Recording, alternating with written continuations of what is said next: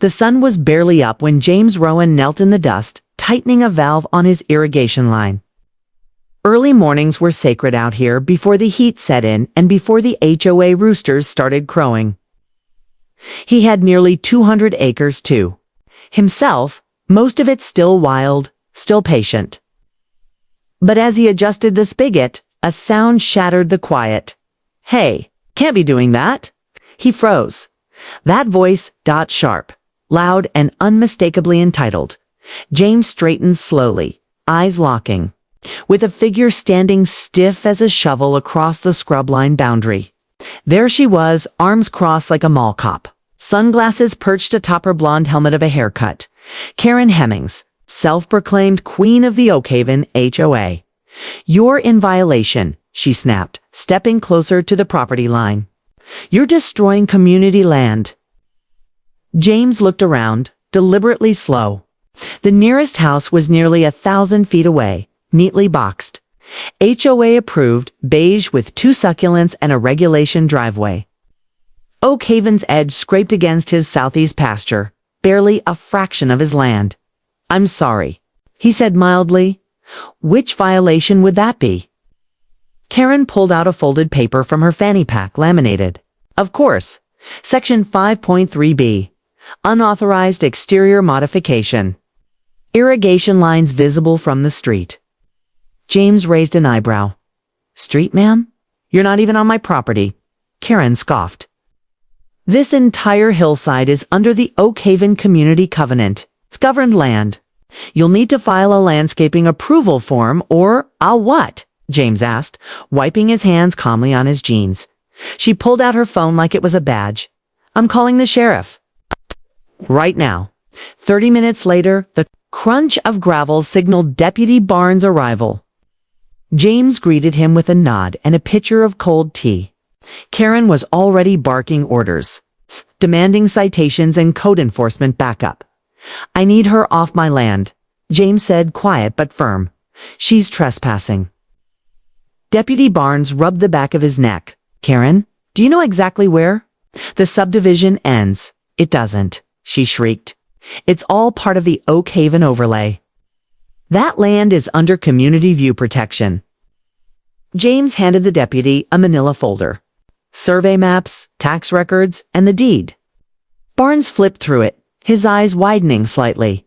"You're Rowan." "Of Rowan Acres, LLC." he asked. James nodded once. Karen frowned. "What's that supposed to mean?" Barnes turned to her. "It means, ma'am, this entire area, including Oakhaven's roads, easements, even the mail drop station sits on his privately owned land. Oakhaven's HOA only manages the homes. He owns the dirt."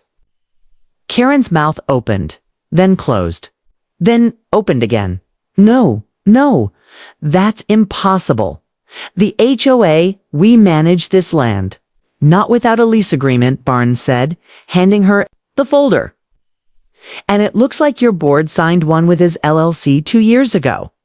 You've been mailing checks to him." Karen stood frozen, face reddening. She had stormed in thinking James was just some stubborn farmer squatting on the edge of their HOA dreamland. But the ground beneath her feet had just shifted literally. James tipped his hat. "Next time, ma'am, maybe knock before trespassing." And as Karen sputtered behind him, James walked back to his tools, knowing full well she hadn't seen anything yet, because he didn't just own this patch of land. He owned everything for miles. Deputy Barnes had barely pulled out of the dusty drive when Karen spun on her heel like a woman possessed. Her sandals kicked up tiny clouds of dirt as she stomped away. Muttering furiously about fraudulent paperwork and legal action pending, James didn't watch her go. He just smiled to himself, poured another glass of tea, and made a mental note to check the camera footage later. Every inch of his land had surveillance. And today's episode would be one for the highlight reel. By 4 p.m., Karen was back. This time she brought reinforcements. A silver SUV rolled up behind. Her county seal on the door, lights unlit but present. Out stepped a lean man in mirrored sunglasses and a stiff government tissue demeanor. Clipboard in hand, badge on chest. Karen beamed like she'd summoned the cavalry. "I'd like you to cite this man for unauthorized development," she said proudly, pointing at James's barely visible irrigation trench. "Disturbing soil in a preservation zone. HOA overlay rights. Look it up." James, who'd been walking his property line with a measuring wheel, gave the new visitor a nod. "Afternoon, sir." "Che. And you are?" "Code Compliance Officer Mitchell. I received a report of unlawful grading activity on regulated community space." "Ah," James said, motioning toward the same folder he'd handed Deputy Barnes. "Before we get into that, you might want to take a look at this.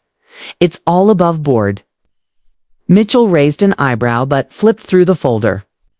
Inside, certified land surveys, a current tax ledger, easement filings, even an environmental exemption permit signed by the county itself.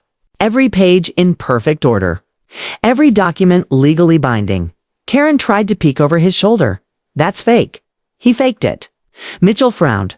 "Ma'am, these documents are real. County seals, time-stamped filings. And unless your HOA has incorporated separately and claimed jurisdiction, which it hasn't. This is his land," Karen blanched.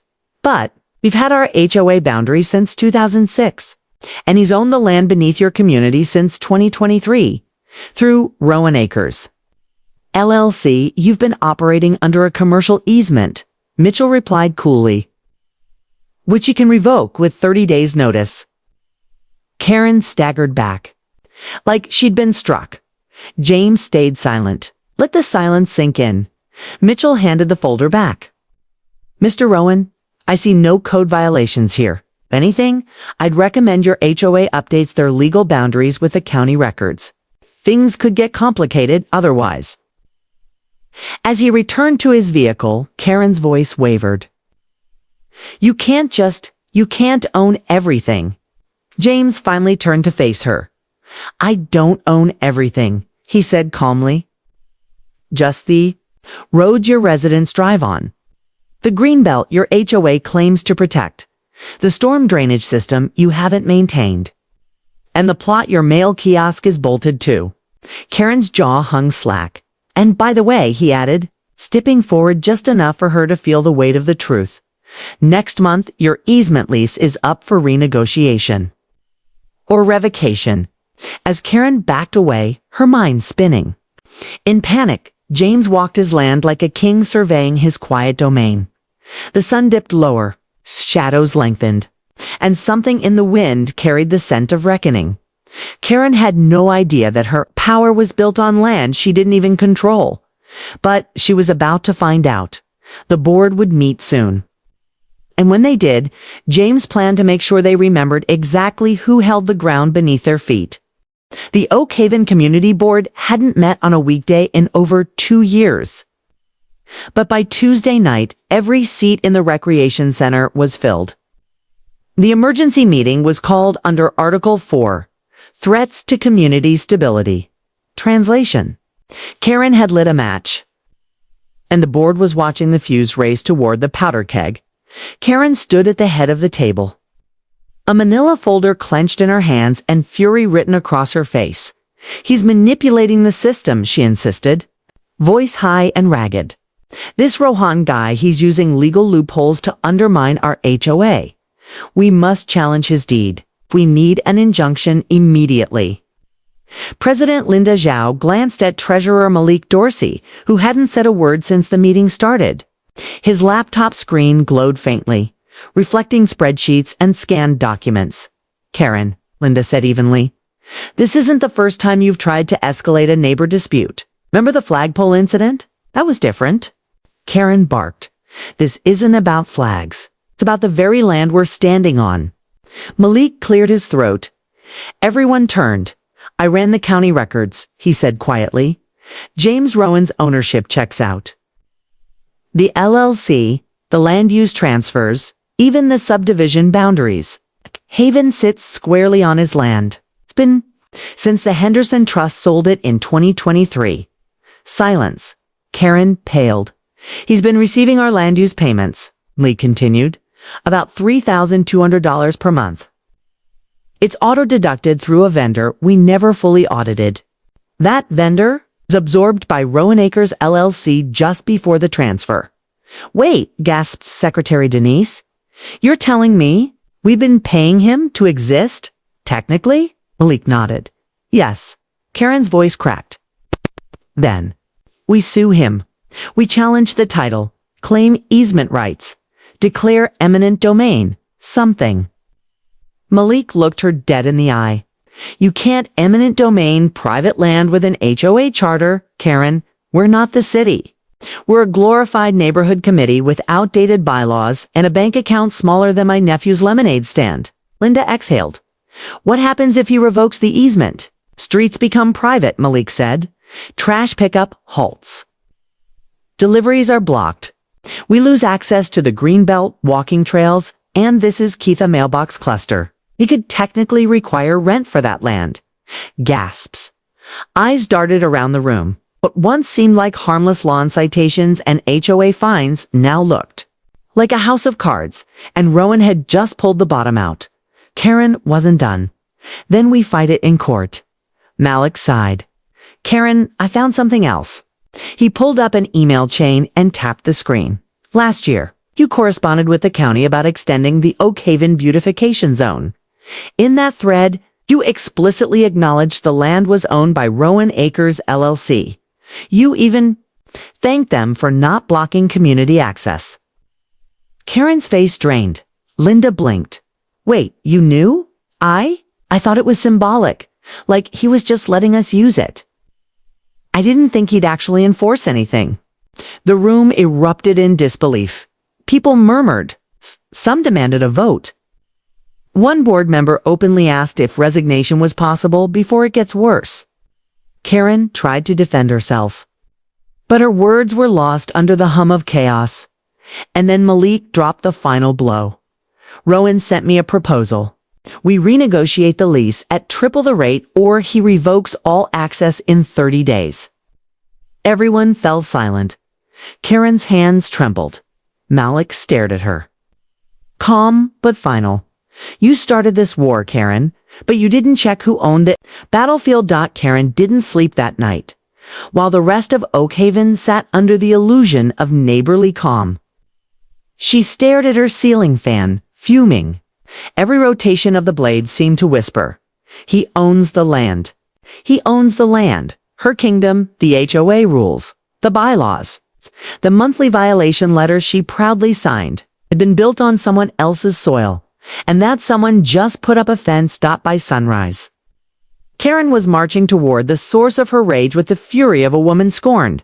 12 feet tall, pressure-treated lumber, spanning the length of James Rowan's southern edge like a fortress wall.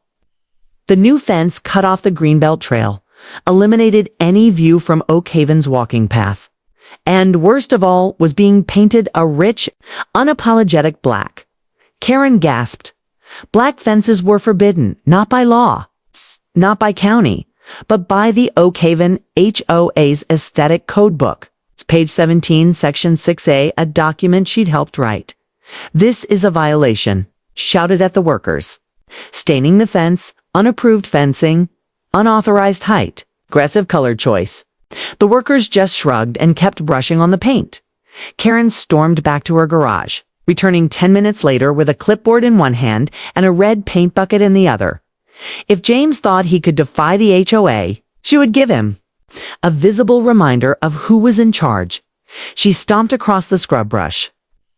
Trespassing lines blurred in her mind by righteous fury, and sloshed her brush into the red paint. Then, with a dramatic swipe, she painted a giant X across the fence panel. That's an official notice. She barked, violation documented. A soft click caught her ear. She turned. James stood 20 feet away, phone raised, recording. Karen, he said quietly, step away from the fence. You're in breach of section, you're on private property. You've defaced it, and that's all on camera. Karen laughed nervously, stepping back. Please, this is within visual easement range. Have legal access. No, you? Don't. That easement expired last week, he said, lowering his phone. And I gave written notice to your board. This land, including the 5 feet you just walked onto, is now officially restricted. Karen's eyes widened. "You're bluffing?" He turned his phone so she could see the time-stamped footage, then pointed at the red line painted. "Across the Wood County Sheriff's Office will be very interested in this." She fled fast, but not fast enough to escape the sound of James calling Deputy Barnes. Later that evening, a patrol car parked in front of Karen's beige-trimmed home. Neighbors peeked out from behind blinds, the HOA president being questioned. On her own lawn. Unheard of. Deputy Barnes was polite but firm. "I've reviewed the footage. Karen, you crossed into private land and defaced property. That's a misdemeanor." "It was an inspection," she hissed. "It's an emergency action. You were not authorized." "And he revoked your HOA's access? I'm going to have to issue a formal citation." Her hands shook as he wrote the slip. "Also," he added, "Rowan requested a no-contact order. Might want to let the rest of the board handle things from now on." Karen watched the patrol car drive away, heart pounding, clipboard limp in her hands. For the first time since Oak Haven had opened its gates, Karen Hemmings had been cited. Not as a board member, not as a community leader, but as a trespasser. Karen didn't attend the next board K meeting. She wasn't invited, following the trespass citation and the no-contact order filed by James. The Oak Haven HOA board quietly placed her on administrative leave, pending a review, a polite euphemism for banishment. But if anyone thought she'd go quietly, they didn't understand who they were dealing with, thought from her porch. Karen watched the board members file into Linda Zhao's garage for an emergency meeting. She sat stewing, in shame and fury, reading legal blogs and HOA forums on her tablet. One phrase kept coming up: adverse leverage through infrastructure. Her fingers trembled with anticipation. Inside the meeting, the tension was thicker than the summer air. James's lease proposal had landed like a thunderclap. Triple the monthly payment to maintain community access, or lose it all in less than 3 weeks. Linda rubbed her temples. "We don't have the reserves, we can't pay that. So we negotiate," offered Malik. "Maybe get a temporary extension while we consult a lawyer." But Denise shook her head. "He's not bluffing. Rowan's too calm, too polite. That's the dangerous kind." Someone else in the room whispered, "He's got us by the pipes." Malik frowned. "Pipes?" Denise nodded grimly. "The storm drainage, the runoff basin. It's on his land. If he cuts that off, we flood," Malik finished the next morning. The HOA filed a countermeasure, a cease and desist letter accusing James of deliberate interference with community access. The letter was pompous, overlong, and riddled, with outdated citations. They had it hand-delivered. James accepted it with a smile. "So it's war then," he said. And on the following Monday, he made his first move. At 6:45 a.m., the garbage trucks didn't come. At 7:30, confused residents wheeled their bins to the curb, wondering what was wrong.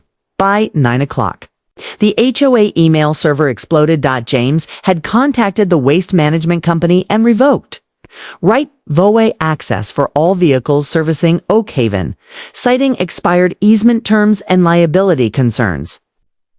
The company, facing insurance headaches, complied immediately. Trash began to pile by noon. Delivery vans were rerouted. GPS apps began to gray out neighborhood streets, labeling them restricted access. A UPS driver, confused and late, was forced to leave packages in a single drop-off pile at the community entrance. Children stared out their windows as their parents huffed back from the drop site. Amazon boxes in hand, Malik stood in the HOA office, staring at the screen flashing updates from every corner of the neighborhood.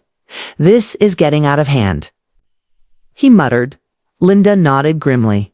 "We poked the bear." Karen, meanwhile, was orchestrating her comeback from behind the scenes. She printed flyers and taped them to lampposts. HOA rights, matter, fight land tyranny. Attend the emergency rally this Saturday. Demand legal action. Defend Oak Haven. Below, it was a cropped, blurry photo of James's fence, the one she'd vandalized. But James had already seen the flyer. His trail cameras caught her posting it at 2:14. A.M. He didn't react with anger. He reacted with precision. That evening, every HOA board member received a hand-delivered letter.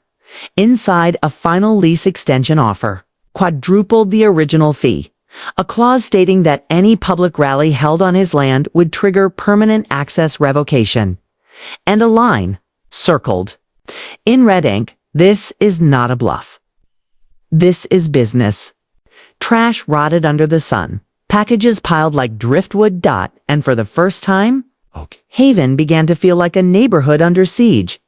But James wasn't finished, because while Corinne rallied the residents, James had quietly bought the water. Utility easement. It began like any other morning. Birdsong lawnmowers, sprinklers chirping to life in choreographed rows. But at 7:02 a.m., the hum of suburban normalcy was replaced by something alien to Oakhaven: silence.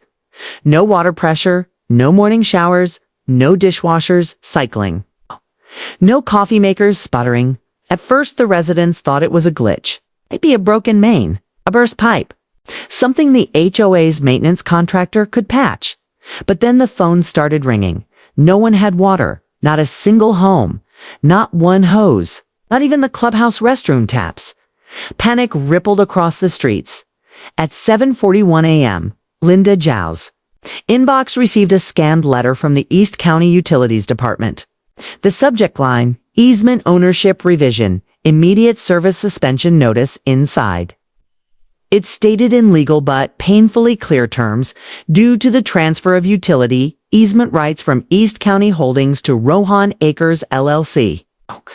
Haven is no longer authorized under valid legal standing to receive municipal water access, pending renegotiation or reinstated usage contract. Services are indefinitely suspended. The HOA had lost its water. Inside the HOA boardroom turned crisis center. Panic had become hysteria. Malik slammed his hand on the table. How did he buy the utility easement? That's public infrastructure. No, Denise said slowly, reading deeper into the attached documents. It's private access utility delivery.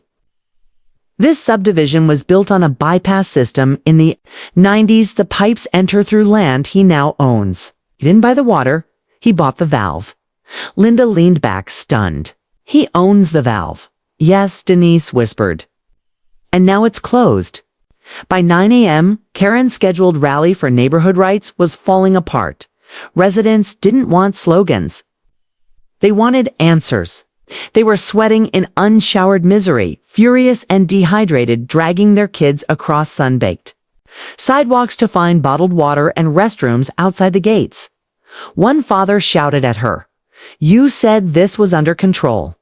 Karen tried to salvage the moment. "This is exactly why we need to fight back. He's abusing power. He's holding us hostage. He owns the land, Karen," someone yelled.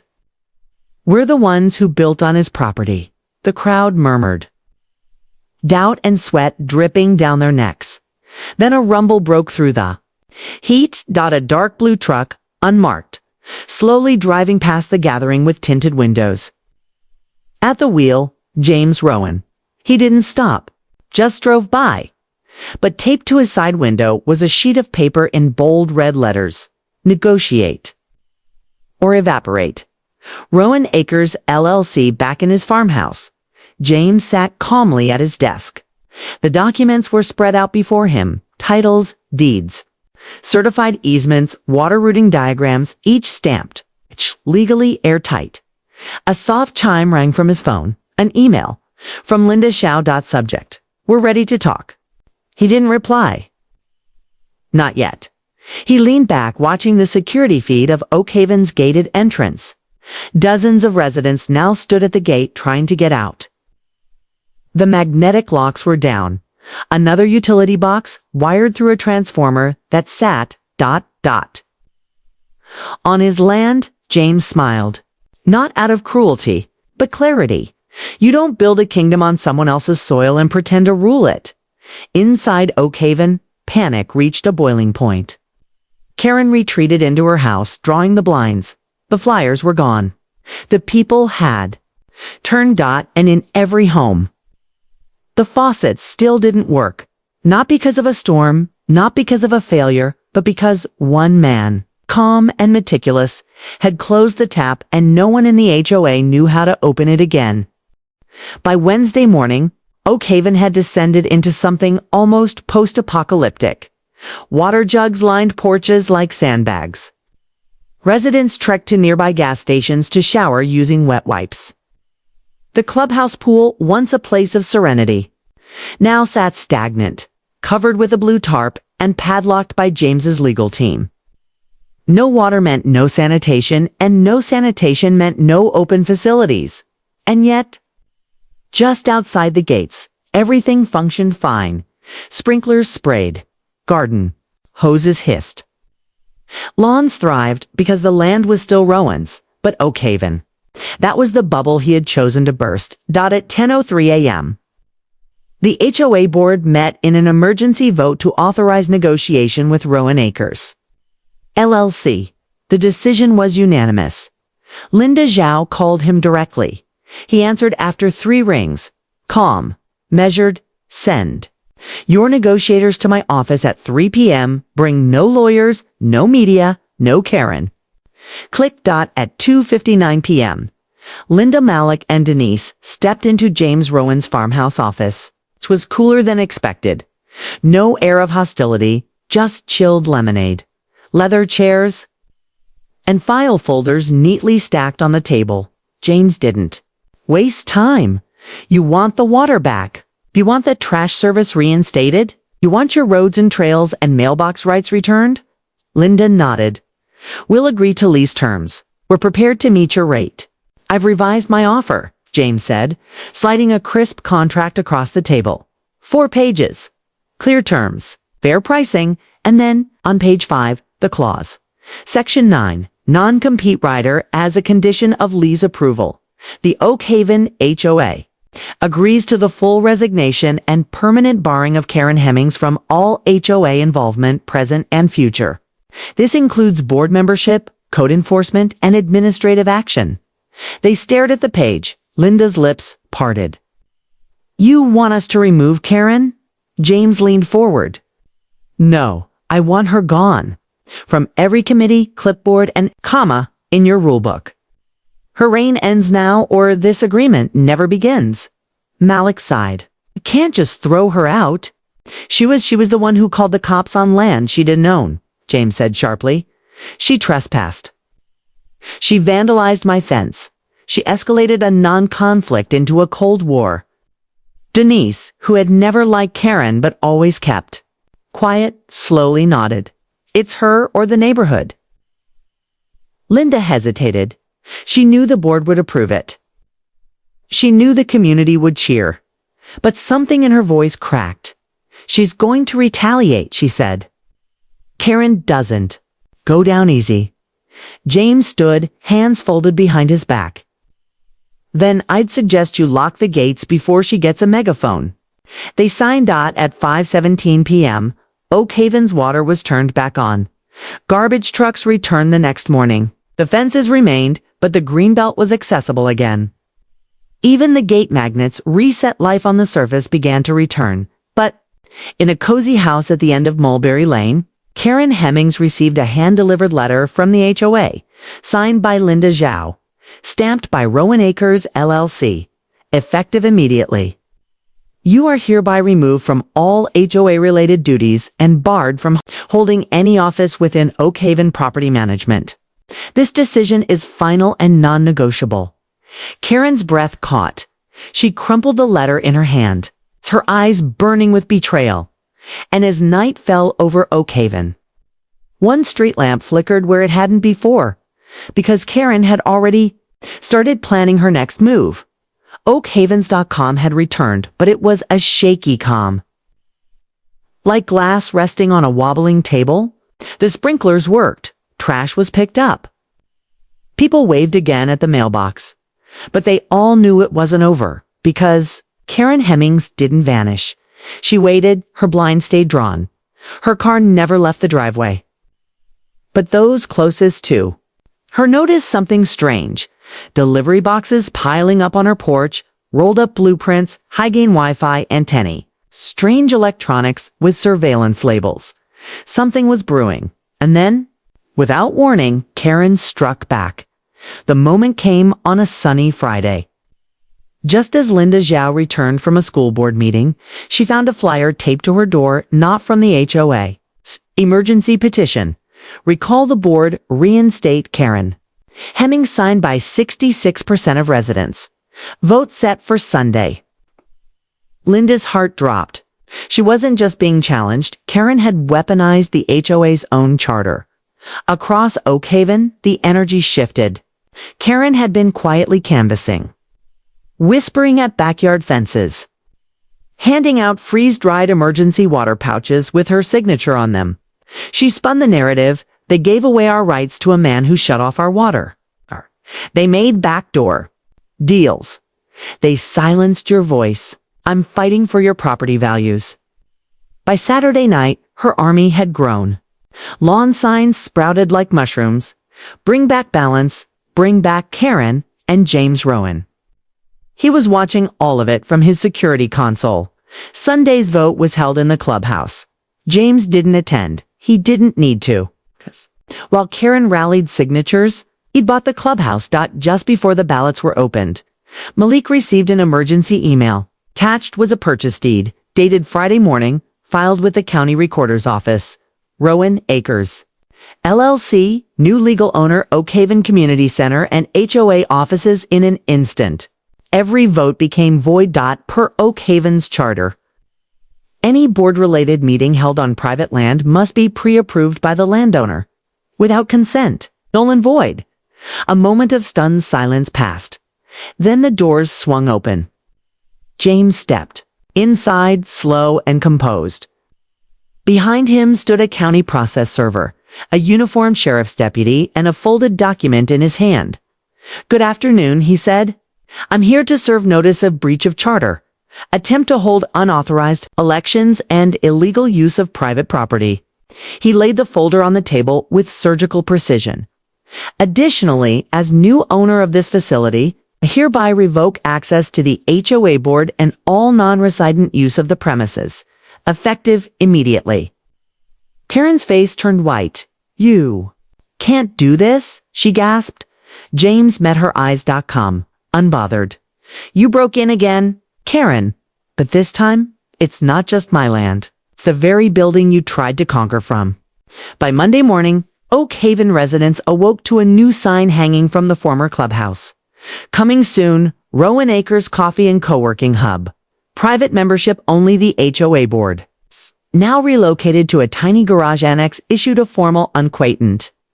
Equated formal ban on all recall efforts pending legal review. Karen's final strike had failed. She moved out 2 weeks later. No fanfare. No wave goodbye. Just a for sale by owner sign on her lawn and one handwritten note left in her mailbox. You should have. Read the deeds, Karen. J.R. Final scene. James stood at the edge of his land, staring out at Oak Haven. A town built on someone else's dirt. For years they told him he didn't belong. Now the gates bowed to him, not out of fear, but because he owned the keys.